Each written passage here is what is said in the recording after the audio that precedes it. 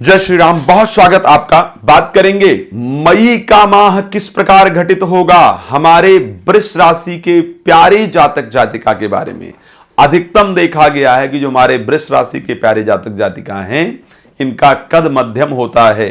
खुद को प्रसन्न रखना, दूसरे को प्रसन्न रखना बहुत अच्छा लगता है। इस बार विशेष रिसर्च किया है मैंने आपके बारे में, और मैं वह इस वास्तविकता में कहूं तो वृष राशि मेरे जीवन की प्रिय राशि है। मुझे ऐसे लोग बहुत पसंद हैं जो वास्तविकता में वृष राशि के होते हैं।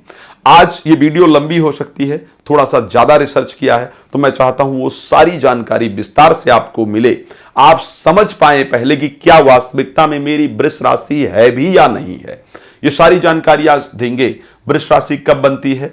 कृत्तिका नक्षत्र का पहला चरण वृष राशि, कृत्तिका नक्षत्र के 3 चरण, क्षमा चाहूंगा, कृत्तिका नक्षत्र के 3 चरण, रोहिणी नक्षत्र पूरा और मृगशिरा नक्षत्र के 2 चरण। ये 9 चरण टोटल, 3 कृत्तिका, 4 और 2 उसके मृगशिरा के, ये मिलकर के बनता है अगर बात किया जाए वृष राशि का। अब वृष राशि के जीवन का व्यक्ति किस प्रकार से होता है? दाता होता है। वृष राशि के जो जातक जातिका जो आप हैं, जिनकी मैं बात कर रहा हूं, आपसे कोई कुछ भी मांगे तो यही आपकी प्रॉब्लम है कि आप लोग मना नहीं कर पाते हैं। और रिजल्ट क्या मिलता है कि जो लोग ले जाते हैं वो ले जाकर के भूल जाते हैं, और बाद में जो ले गए हैं या ले गई हैं उनके कारण आपके संबंध खराब होते हैं। तो वृष राशि के जातक जातिका को दाता कहा जाता है। दाता होने के कारण अपनी चीजों को देना और उसके बाद वही दुश्मनी पाल लेना, इस प्रकार की परिस्थिति होती है। वृष राशि के जातक जातिका को विलासी कहा जाता है, भोगी कहा जाता है। भोगी मीन्स की बहुत चिंता नहीं है, बहुत कुछ मिले इसकी चिंता नहीं है, बस साईं इतना दीजिए जामे कुटुंब समाए और मैं भी भूखा ना रहूं, साधु न भूखा जाए। इस प्रकार की विचारधारा जो है वो मैंने वृष राशि की जातक जातिका को देखा है। जो मिलता है उसमें संतुष्ट रहते हैं, उसमें प्रसन्न रहते हैं, बट एंजॉय लाइफ को करना चाहते हैं, खुश रहना चाहते हैं। ये जनरली वृष राशि की जातक जातिका के लिए होता है। अब कौन कौन सी घटनाएं अगर आपके जीवन में घटित हुई हैं तो आप ये समझे कि आपकी वृष राशि है, और जो मैं प्रेडिक्ट कर रहा हूं ये बिल्कुल सत्य आपके साथ घटित होगा।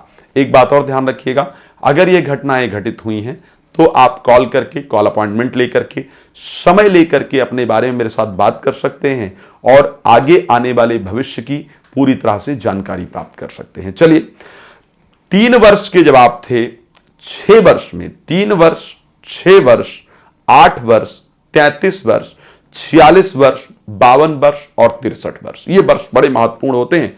नोट कर लीजिएगा इसको, बेशक वीडियो शेयर करके रखिएगा ताकि जब इन वर्षों का ध्यान आए तो आप समझ पाए।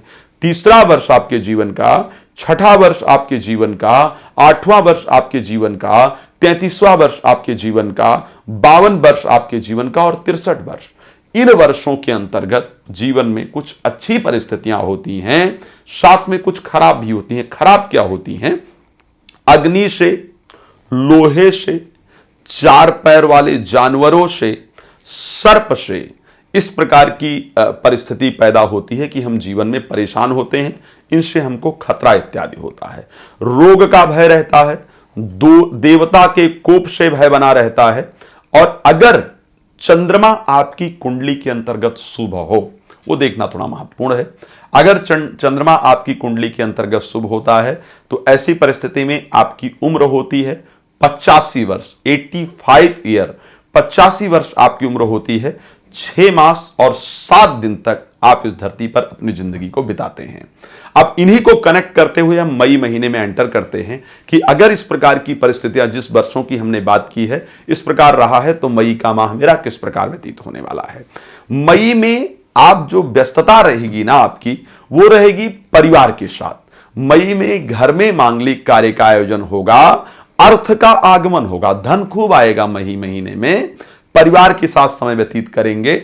बस एक चीज ध्यान रखना होगा भाई, मैं बड़ा क्लियर बता रहा हूं, आपका एक्स्ट्रा मैरिटल अफेयर या आपका अट्रैक्शन या आपका आकर्षण किसी के प्रति निश्चित रूप से बढ़ेगी, कामुकता बढ़ेगी। अपने कामुकता पर कंट्रोल रखना बहुत जरूरी होगा और दूसरे के वश में चले जाएं, इस प्रकार की परिस्थिति होगी।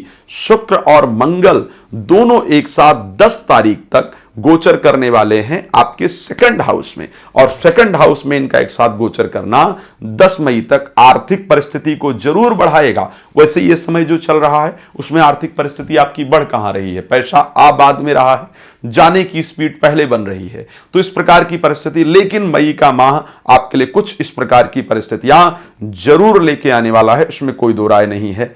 साथ में अगर हम बात करते हैं तारीख 15 तक, जब सूर्य वृष राशि के अंतर्गत प्रवेश करेंगे, 15 तारीख से पहले अनावश्यक रूप से कहीं ट्रांसफर हो जाए, घर से बेघर होना पड़े, घर से बाहर रहना पड़े, परेशान होने का संयोग है। लेकिन 15 तारीख के बाद जब सूर्य आपकी राशि में गोचर करने आएंगे, इस समय पर परिस्थितियां आपके लिए बड़ी अनुकूल हो रही हैं। इस समय आपका मान सम्मान बढ़ेगा, पद प्रतिष्ठा बढ़ेगा, प्रॉपर्टी इत्यादि लेने का संयोग बनेगा और जीवन में प्रसन्नता प्राप्त होगी। साथ में जो आपके साथ लोग काम करते हैं या पारिवारिक लोग भी आपसे जलन करेंगे, आपको क्रोध पर बहुत कंट्रोल रखने की आवश्यकता होगी। इस प्रकार की परिस्थिति आपके जीवन के अंतर्गत रहेगी। पंचम भाव के स्वामी बुध और धन भाव के स्वामी बुध जाकर के गोचर कर रहे हैं 12th हाउस के अंतर्गत। अब बुध का जो 12th हाउस में गोचर है, साथ में बृहस्पति का है, आर्थिक रूप से धन आएगा तो, लेकिन वो साथ में जाएगा भी। विद्या अध्ययन के लिए विदेश जाने का बड़ा सुंदर संयोग है। इस समय में किया गया प्रयास विद्या अध्ययन के लिए आपको विदेश लेकर के जाएगा। उसके साथ साथ मित्रों की तरफ से धोखा प्राप्त हो, इस प्रकार का संयोग है। अधिक जानकारी प्राप्त करना चाहते हैं, एक तो शुक्रवार को दुर्गा जी के सामने घी का दिया जलाइएगा। अधिक जानकारी प्राप्त करना चाहते हैं, रात को 9 बजे, दोपहर को 12 बजे लाइव आता हूं, आप जुड़ करके फ्री ऑफ कॉस्ट उसमें जानकारी प्राप्त कर सकते हैं। आगे पीछे बात करना है, कॉल अपॉइंटमेंट लेना होगा, ध्यान रखिएगा। कॉल अपॉइंटमेंट लेकर के आप मेरे साथ कनेक्ट हो सकते हैं, बात कर सकते हैं, कहीं से भी जुड़े हैं, देश से या विदेश से। अब इस कार्यक्रम को विराम देते हैं, मिलेंगे नए विषय के साथ। जय श्री राम, बहुत धन्यवाद।